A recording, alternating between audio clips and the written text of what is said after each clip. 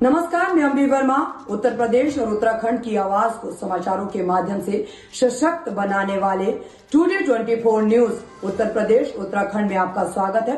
तो चलिए आगे बढ़ते हैं कुछ खास खबरों की तरफ। समाजवादी पार्टी के नेता शिवपाल सिंह यादव का कहना है, जनता पूरी तरह से समाजवादी पार्टी और इंडिया गठबंधन के पक्ष में है। इंडिया गठबंधन देश में सरकार बनाएगा।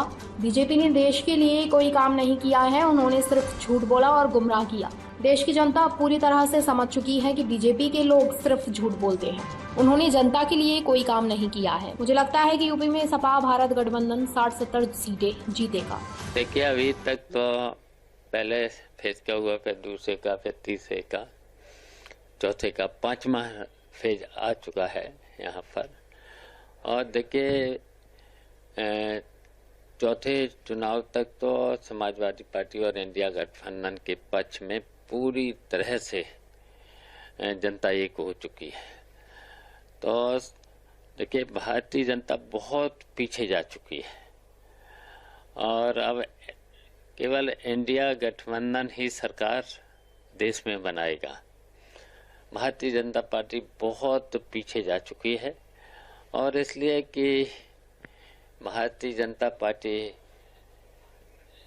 ने देखिए देश के लिए कोई काम नहीं किया था। केवल इन्होंने झूठ बोला और देश की जनता को भ्रमित किया था।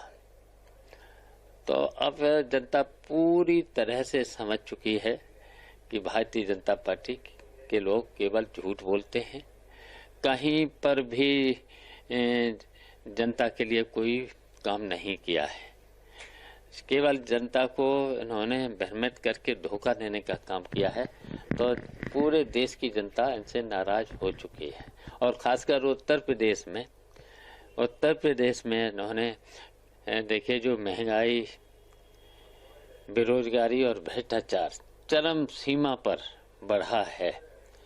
तो अब जनता ने महसूस कर लिया है कि देखिए यहाँ तक कि इन्होंने जितने भी वादे किए थे, एक भी वादा 10 साल की और 7 साल की उत्तर प्रदेश की सरकार ने वादा पूरा नहीं किया है।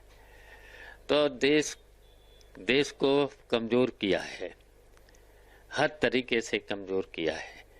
तो देश के सामने बहुत संकट आ चुका है भारतीय जनता पार्टी के रहते। तो जनता ने समझ लिया है।